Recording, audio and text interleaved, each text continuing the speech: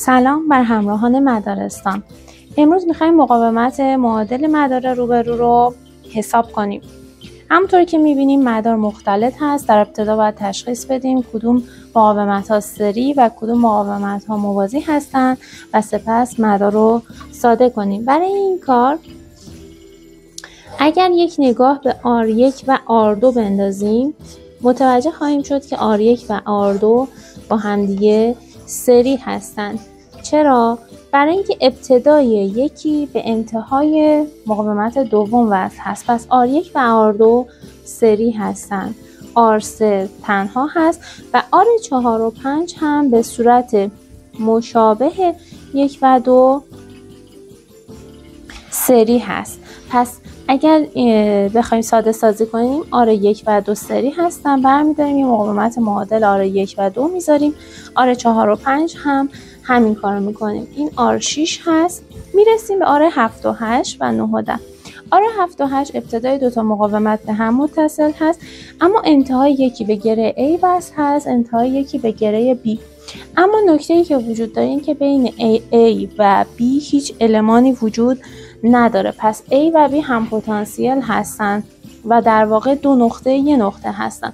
پس مدار ما به این شکل خواهد بود. R7 با R8 موازی هست.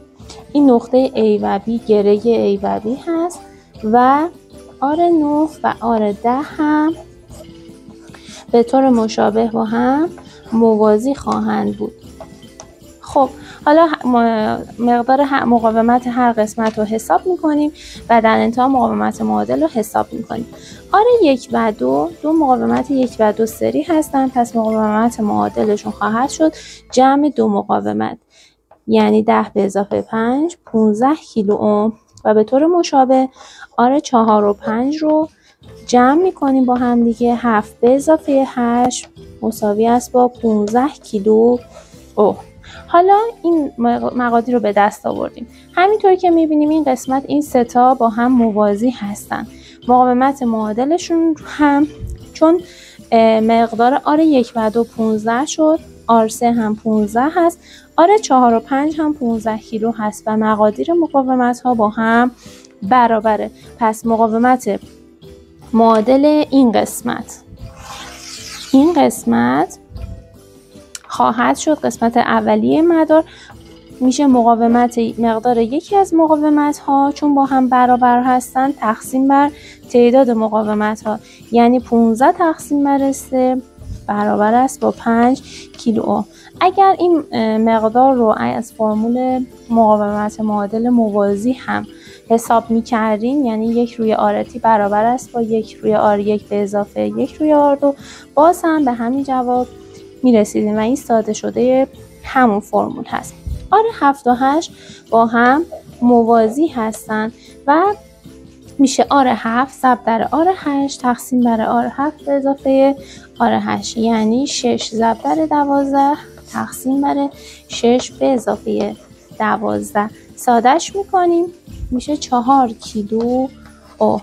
R9 و 10 هم باز موازی هستن که میشه 3 ضرب در 6 تقسیم بر 3 به اضافه 6 که میشه 18 نهم و میشه 2 کیلو اوم. خب مقدار اینجا شد 5 کیلو، R6 4 کیلو، مقاومت معادل 7 و 8 4 کیلو و R9 و 10 2 کیلو. اگر دقت کنیم انتهای این مقاومت به ابتدای R6 و انتهای مقاومت R6 به ابتدای اینجا وصل شده و این 4 قسمت با هم سری هستن.